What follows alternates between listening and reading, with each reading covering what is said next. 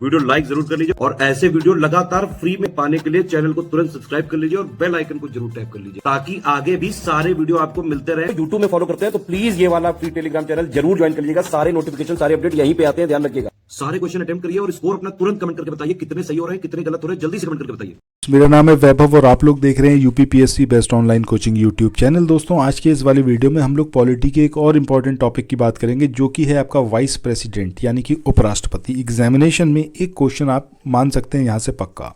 अब उपराष्ट्रपति के बारे में क्या कुछ है सारी बातें जानेंगे क्विक रिवीजन सीरीज के माध्यम से। और यहाँ पर हमारी कोशिश ये है कि जो भी आपको छोटे से वीडियो के माध्यम से बताया जाए वो एकदम कंक्रीट हो, यानी कि एग्जामिनेशन में उसके बाहर कहीं ना आए। सो इस वाली सीरीज को आप लोग ज़रूर फॉलो करिए। सिमिलरली इंडियन हिस्ट्री की क्विक रिवीजन सीरीज भी चल रही है चैनल पर, उसको भी देखिए। सो आइए शुरू करते हैं आज के अपने सेशन को। सबसे पहली बात कि उपराष्ट्रपति, ये जो पद है उपराष्ट्रपति का, ये देश का दूसरा सर्वोच्च पद होता है। और अगर हम बात करें इसमें क्रम के अनुसार तो ये जो है राष्ट्रपति के बाद आता है। अब उपराष्ट्रपति का जो पद है ये अमेरिका के उपराष्ट्रपति की पद की तर्ज पर ही इसको बनाया गया है। 2022 के भारत के जो 16वें उपराष्ट्रपति चुनाव के लिए निर्वाचक मंडल जो था उसमें कितने सदस्य थे? 788 सदस्य थे। इसके बाद बात करें उपराष्ट्रपति का निर्वाचन एग्जैक्टली होता कैसे है, तो जैसे राष्ट्रपति का निर्वाचन होता है सिमिलरली उपराष्ट्रपति को जनता द्वारा सीधे नहीं चुना जाता बल्कि परोक्ष विधि से चुना जाता है और वह संसद के दोनों सदनों के सदस्यों के निर्वाचक मंडल द्वारा चुना जाता है। ये जो निर्वाचक मंडल है ये राष्ट्रपति के निर्वाचक मंडल से दो बातों में भिन्न होता है। पहली बात, इसमें संसद के निर्वाचित और मनोनीत, यानी कि अभी राष्ट्रपति वाला सेशन जो हमने लिया था तो उसमें क्लियरली ये बात मेंशन थी कि भाई जो राष्ट्रपति है उसके जो निर्वाचक मंडल है। तो आगे चले नेक्स्ट क्वेश्चन को देखें। इससे पहले कुछ एक इन्फॉर्मेशन है आप लोगों के लिए जो बहुत इंपॉर्टेंट है। अगर आप लोग उत्तर प्रदेश पीसीएस की तैयारी कर रहे हैं, आप आरओ की तैयारी करना चाहते हैं, बीईओ की तैयारी करना चाहते हैं, इन तीनों एग्जाम की अगर आप तैयारी करने चाहते हैं तो स्टडी फॉर सिविल सर्विसेज के कोर्सेज को आप ज्वाइन कर सकते हैं कंप्लीट तैयारी के लिए। ये वन स्टॉप डेस्टिनेशन है, यहाँ पर आपको सब कुछ मिलेगा जिसमें स्टडी मटेरियल रहेगा, टेस्ट सीरीज रहेंगी, पेड क्विज रहेंगी, सब कुछ आपको एक ही जगह पर मिलेगा। और ये सब कुछ सफिशिएंट होगा आपके एग्जाम को क्रैक करने के लिए, एग्जाम को निकालने के लिए। लेटेस्ट ग्रुप स्टार्ट हो चुके हैं और उन ग्रुप में आपको एडमिशन लेने के लिए सिंपली जो ये नंबर मैं आपकी स्क्रीन पर लिख रहा हूँ इन नंबर्स पर आप कॉल कर सकते हैं।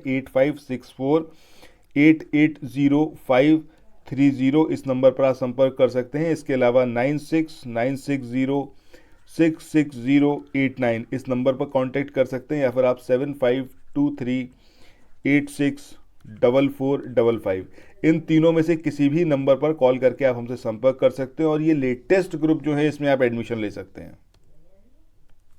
उसमें जो मनोनीत हैं सदस्य, नॉमिनेटेड सदस्य, वो उसमें पार्टिसिपेट नहीं करते, ठीक है। जबकि उपराष्ट्रपति में जो निर्वाचित हैं संसद में और जो मनोनीत हैं दोनों ही इसमें भाग लेते हैं। राष्ट्रपति के चुनाव में केवल निर्वाचित सदस्य होते हैं।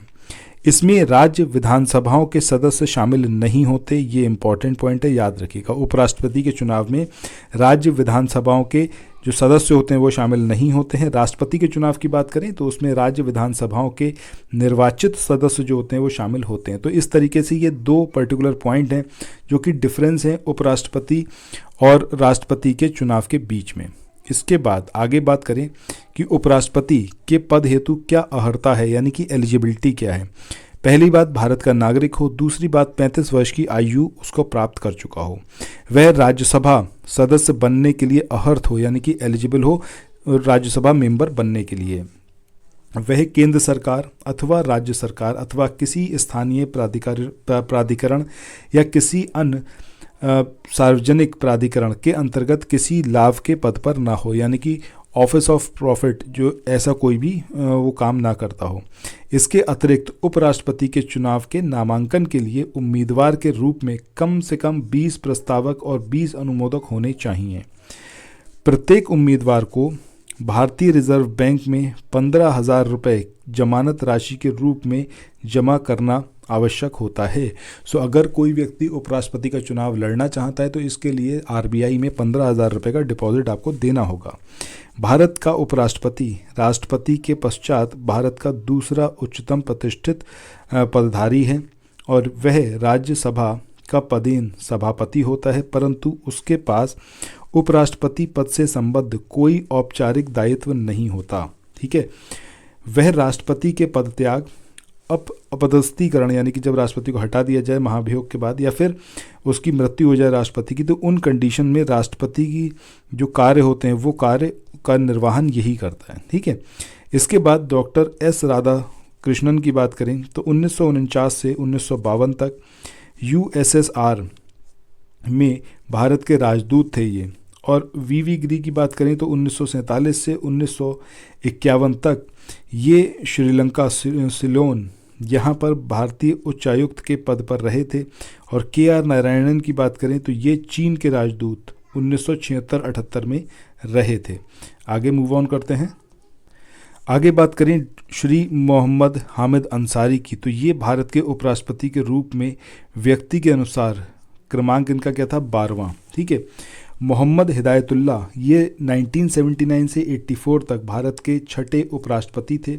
और 1987 से 1992 तक शंकर दयाल शर्मा ये भारत के उपराष्ट्रपति थे। राज्यसभा की अध्यक्षता ये उपराष्ट्रपति करता है, लेकिन वह उच्च सदन का सदस्य नहीं होता है। भारत का उपराष्ट्रपति राष्ट्रपति के बाद भारत का दूसरा सर्वोच्च संविधान कार्यालय है।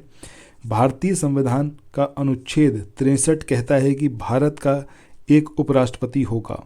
मृत्यु, इस्तीफे, महाभियोग या किसी अन्य परिस्थितियों के कारण राष्ट्रपति के कार्यालय में आकस्मिक रिक्तियों के दौरान उपराष्ट्रपति जो होता है वो राष्ट्रपति के रूप में काम करता है।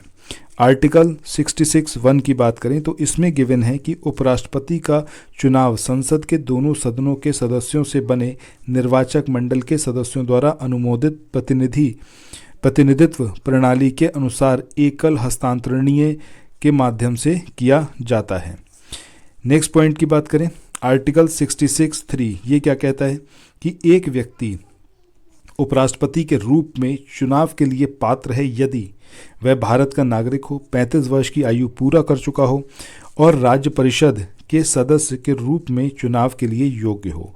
और अनुच्छेद 64 की बात करें तो उसमें उपराष्ट्रपति जो है वो राज्य परिषद के पदेन अध्यक्ष होते हैं। ये आर्टिकल 64 में गिवन है और किसी अन्य लाभ के पद पर नहीं रहेंगे।